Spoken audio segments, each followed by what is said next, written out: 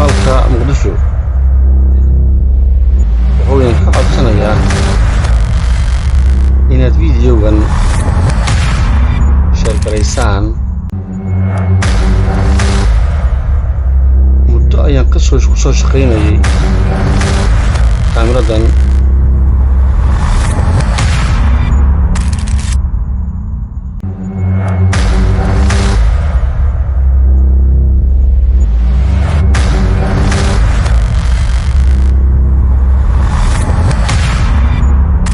waxaan hayaa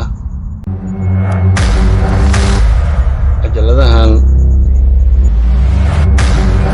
oo badan. fadlan naga caawi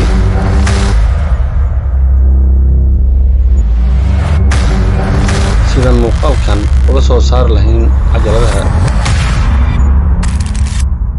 waa haddii aad aqoon u leedahay ujeedada filmaanta, fadlan nagala soo xiriir emailka iyo warsame@gmail.com.